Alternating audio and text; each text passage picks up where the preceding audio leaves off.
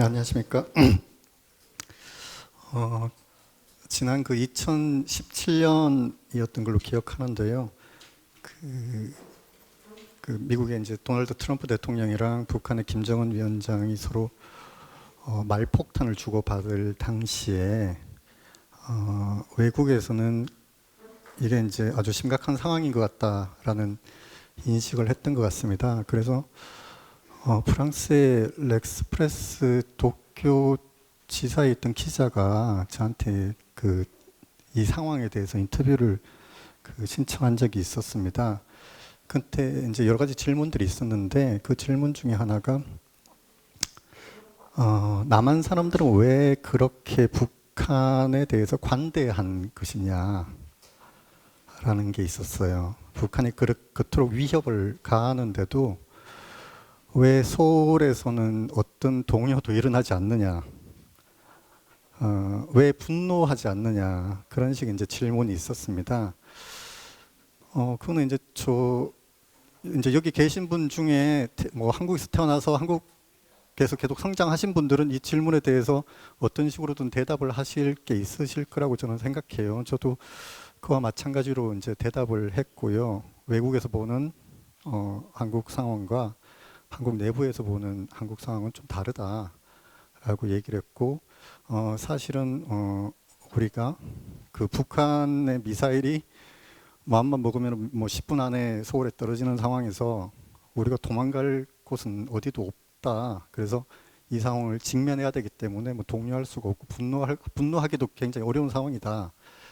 라고 이제 대답은 했는데, 그럼에도 불구하고 저한테 그 질문은 계속 남아 있었습니다.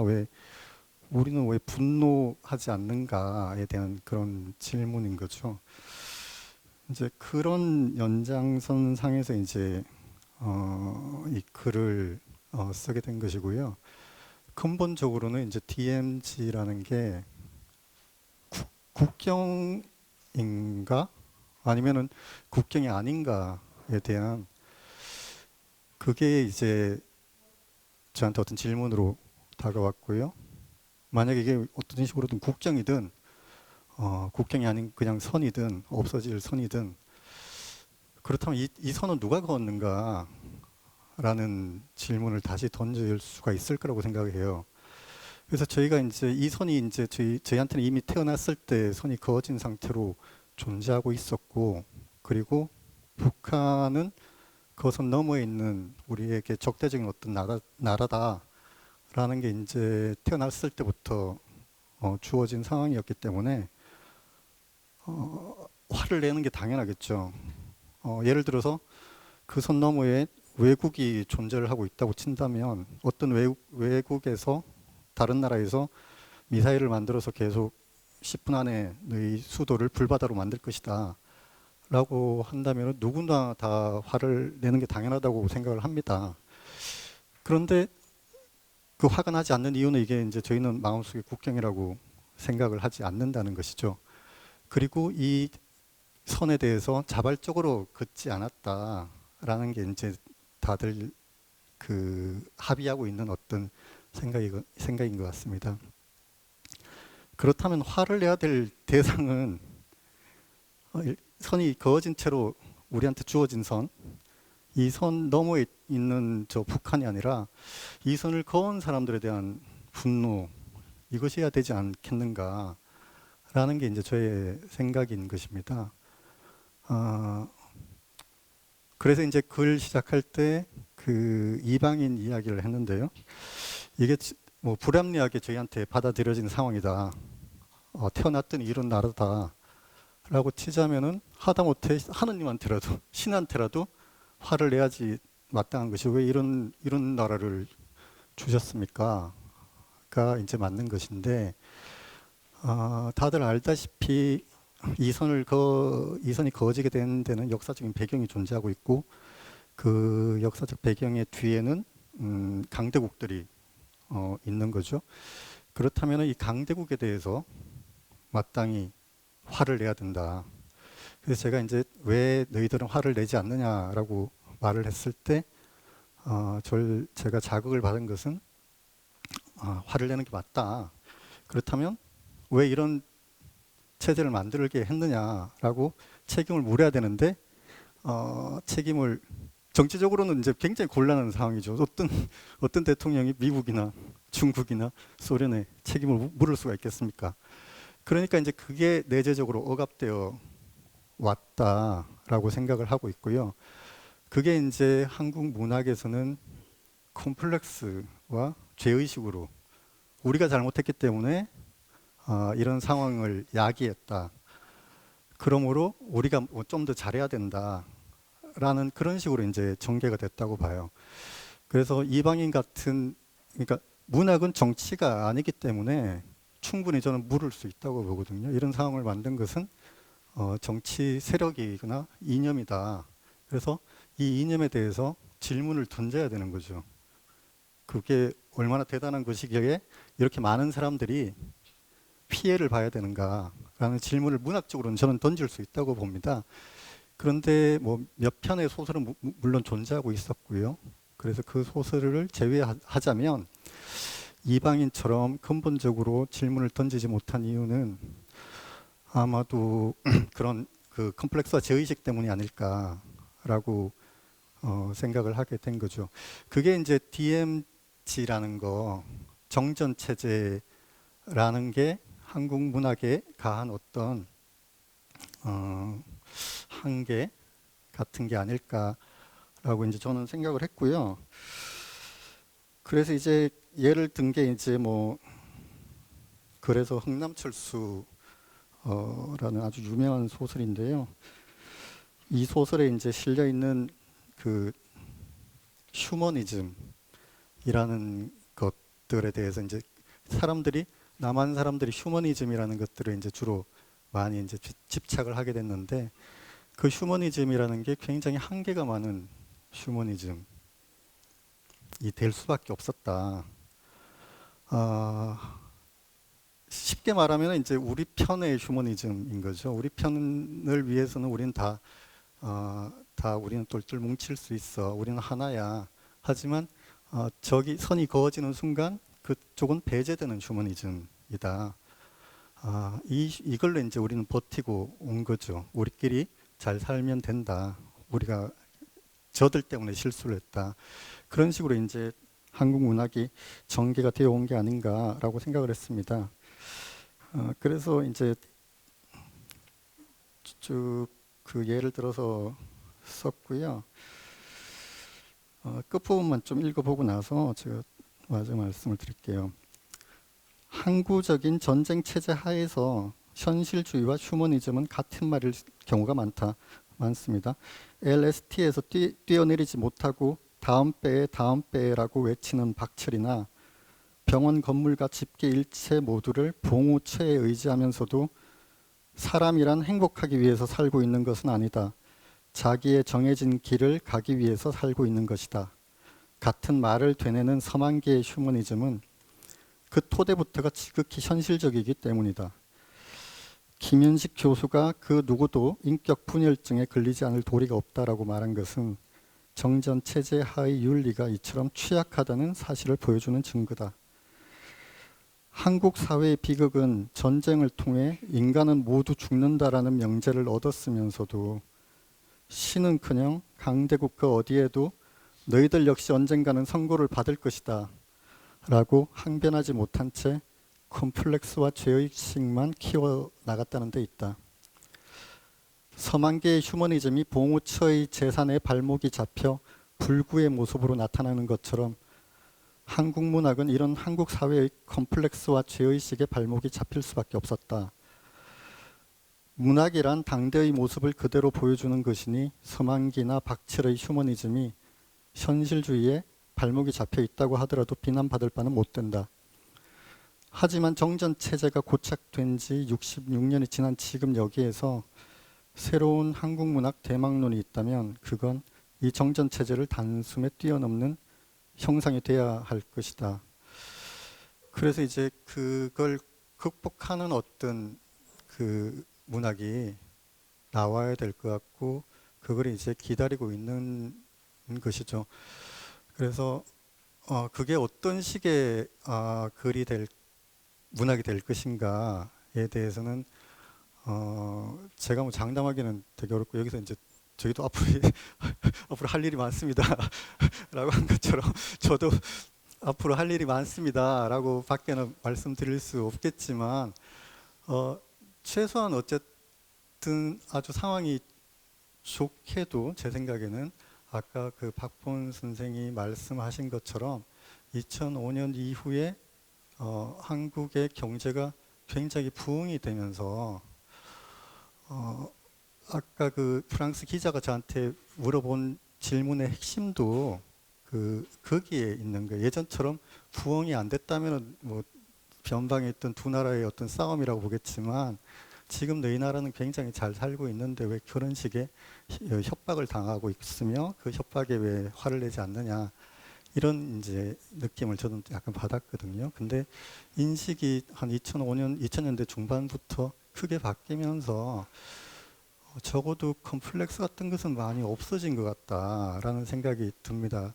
그래서 정치적으로는 어쨌든 굉장히 뭐 현명하게 정치인들은 강대국 사이에서 이 아주 풀기 어려운 이 상황을 풀어가야 되겠지만 적어도 지금까지와는 다른 방식으로 이 체제를 바라볼 필요는 있다라고 생각을 해요, 저는. 그래서 북한 소설은 북한 소설, 북한 영화, 북한 드라마 전 다 봤는데 아직도 그걸 보게 되면은 뭐 충격을 받고 남한 사람들이 막 김정은에게 뭐 빠지고 뭐 나라가 뭐 뒤집어질 것처럼 생각하는 분들이 계시죠. 그분들은 제가 말씀드린 그 정전 체제가 내면화되어 있는 분들이고요. 그 이후의 사람들은 전혀 저는 그런 영향권 하에 있지 않는 것 같다라고 이제 생각을 합니다. 그래서 거기에 어떤 우리의 그 해야 할 일들이 있지 않을까라고 생각하고요. 그래서 이제 뭐 결국에는 뭐 똑같은 정답이 되겠지만 지금 낯설고 좀 받아들이기 어렵지만 계속 낯설고 받아들이는 어려운 그 소설이나 영화나 뭐 이런 것들을 계속 보는 과정에서 이 DMZ라는 어떤 가상의 선이 없어지지 않을까라고 그렇게 생각을 하고 그게 이제 우리가 나아갈 길이 아닐까 그렇게 생각을 합니다. 예.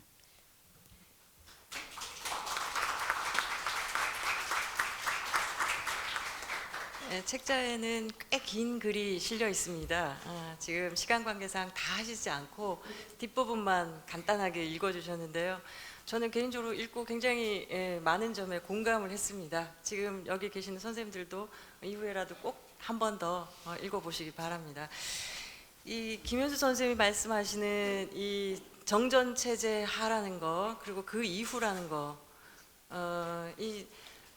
현실에서는 여전히 있는 거지만 문학 내에서는 그것이 없는 것으로 아예 그 자체를 생각하지 않는 것으로 그렇게 한번 또 만들어 볼 수는 없는지 그 가능성을 이제까지의 한국 소설들을 검토하면서 이야기를 해보신 것 같습니다. 사실 이건 정치의 문제라기보다 오히려 예술의 문제이기도 하다 그런 생각은 듭니다. 김현수 선생님 워낙 많은 소설을 통해서 자료들 아주 정밀하게 잘 조사하고 취재해서 소설을 쓰는 것으로 정평이 나 있습니다.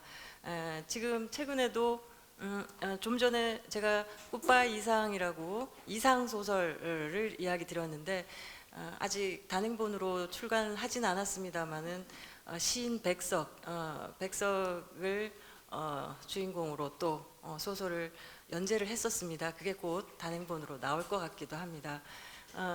여러 선생님들 김현수 선생님한테 또 질문 부탁드립니다.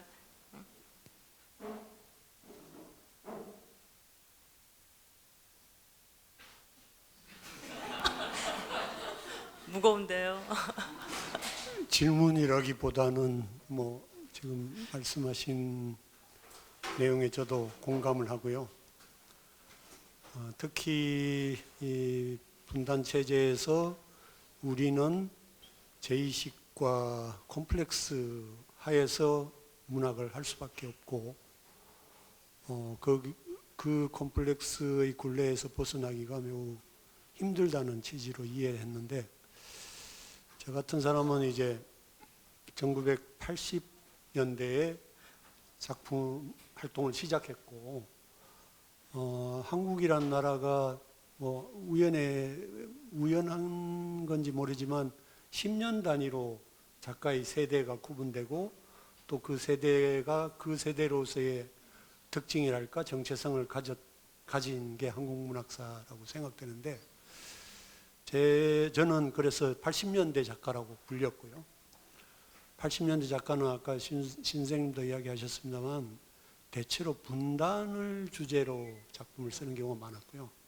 대표적인 분이 이제 임철우 선생 같은 분인데, 그 분단을 왜 80년대 작가들이 우리의 현실, 우리의 삶의 가장 중요한 주제라고 생각했느냐 하면, 제가 생각하기에는 80년대 초에 일어났던 광주 항쟁에서 일어났던 그 학살의 기억 때문일 거라고 생각해요. 그러니까 광주가 일어나고, 광주 학살이 일어나고, 광주 학살을 발판으로 작품을, 심리적인 발판으로 작품 활동을 할 수밖에 없었고, 그게 과학적으로 합리적인 어떤 추론에 의해서가 아니라 그냥 직관적으로, 무의식적으로 이런 시대에 이런 비극이 일어날 수 있는 것은 우리가 분단이 되었기 때문이라는 인식 때문이었고, 그래서 80년대 작가는 그 분단이라는 주제에 천착할 수밖에 없었고, 또 그 분단에 의해서 그 우리의 삶을 바라보는 작가의 태도는 그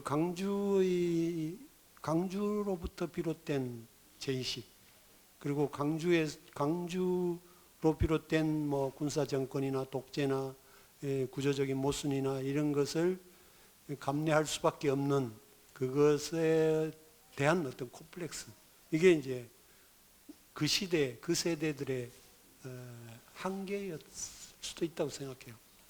지금 김연수 선생이 까미의 이방인과 김동리 선생의 흥남철수를 나란히 병치해서 말씀을 하셨는데, 뭐 어느 쪽이 더 낫다 어떻다라는 차원이 아니라, 까미의 이방인은 절대적인 실존의 문제를 던지는데, 우리 아시다시피 프랑스는 알제리의 제국, 알제리를 식민지로 가졌던 나라였고, 또 까미는 그 식민지의 국민이고 식민지의 작가였죠. 식민지를 다스리는 제국의 작가였죠. 우리는 그런 남에게 그런 걸 지배하고 식민지로 가졌던 기억이 없고요. 반대의 경험만 있고요. 그래서 만약에 알제리의 작가가 까미의 이방인 같은 알제리 사람을 뜨거운 햇볕에 그냥 설명할 수 없는 이유로 살인을 할 수 있고, 그것을 실존적으로 질문할 수 있는 소설을 과연 쓸 수 있을까? 우리는 알제리의 작가였던 거죠. 그런 문학에 있어서 우리가 얼마만큼 자유로울 수 있고, 얼마만큼 우리의 현실을 초월할 수 있는가, 이런 질문을 담고 있는 말씀이고 글이라고 생각합니다. 김현 선생님 어떠셔요? 예, 뭐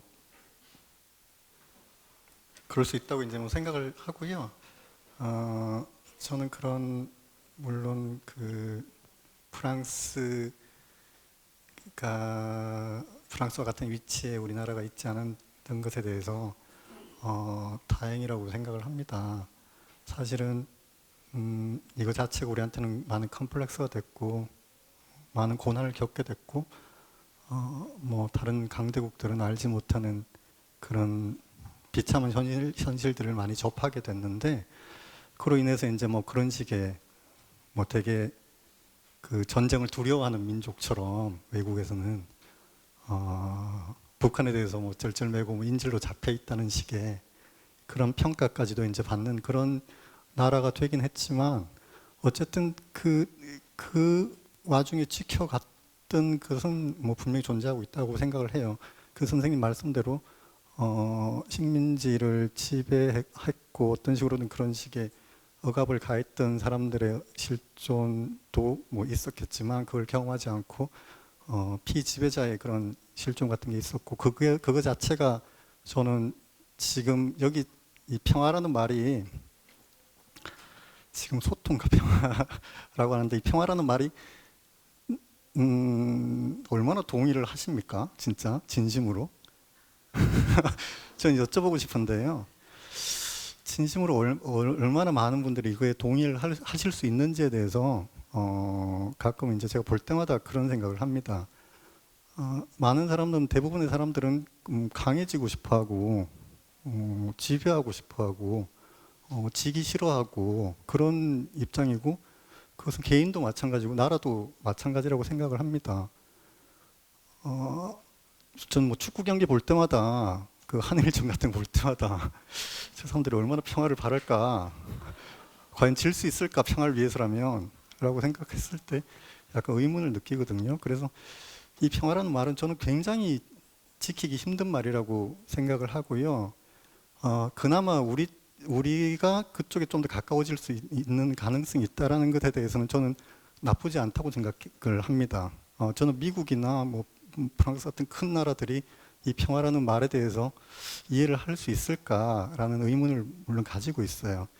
그렇지만 이제 그럼에도 불구하고 저희가 처했던 지난 한 50년 정도, 60년 정도 전쟁이 타이적으로 일어나고 그로 인해 가지고 수많은 가족들이 소식을 모른 채 헤어지고 그 뒤에 이제 뭐 어쩔 수 없이 이제 양쪽 나라의 독재 정권이 들어서야 되고 그로 인해서 또 수많은 젊은 사람들이 죽거나 뭐 그런 일을 겪는 것 자체의 현실이 너무 고통스럽기 때문에 이제는 이제 여기서 빠져나와야 되지 않을까. 이게 이제 그냥 자연스러운 거 아닌가. 뭐 누구한테든 요구해야 되는 거 아닌가. 요구할 데가 없으면은 뭐 하늘에라도 이거는 이러면 안 되는 거 아닙니까? 라고 얘기해야 되지 않는가라는 이제 상황에는 온 것 같다라는 게 이제 저의 생각인 거죠.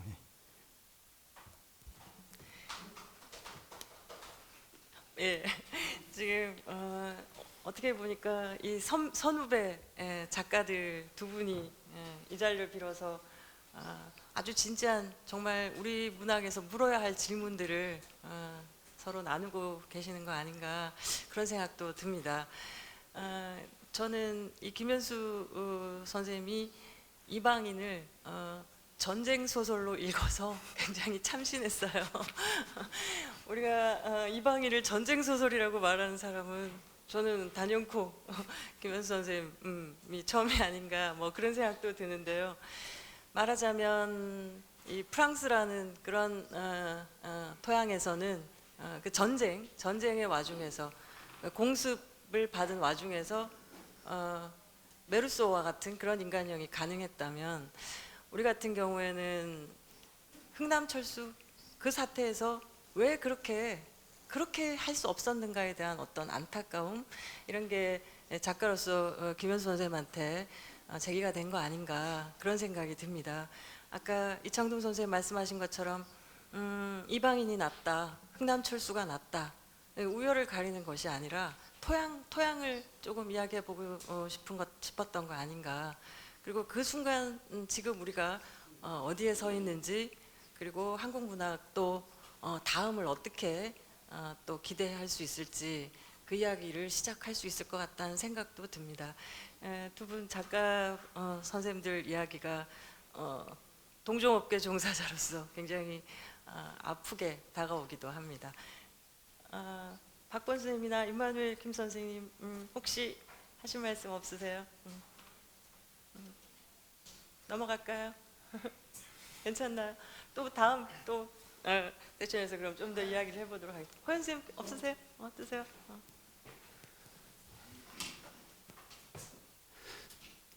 처음에 이 행사 제안을 받았을 때 저 벽에 써 있듯이 주제도 여러 가지가 있는데 왜 하필 나에게 DMZ야 이런 생각을 했을 정도로 여전히 무겁고. 근데 그 김현 선생님 발표 들으면서 그런 생각했는데, 그 분단을 경험하지 않은 작가들에 의해 쓰여진 분단 소설이 과연 얼마나 있었나 이런 생각을 하게 됐어요. 그러니까 무슨 얘기냐면, 우리가 여전히 만난 분단 소설들은 다 옛날 이야기 아니었나 이런 생각이 들었고, 가능하다면 이 거대하고 치명적인 숙제에 대해서 분단을 경험하지 않은,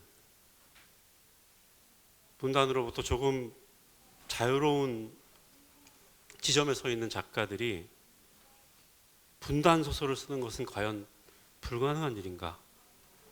라는 그 질문이 생겼어요. 그러니까 물론 가상을 바탕으로 한 코미디도 가능하고 하겠지만, 분단을 경험하지 않은 세대에 의해 쓰여진 제대로 된 분단 소설이 한 편 읽고 싶다, 이런 생각이 들었습니다.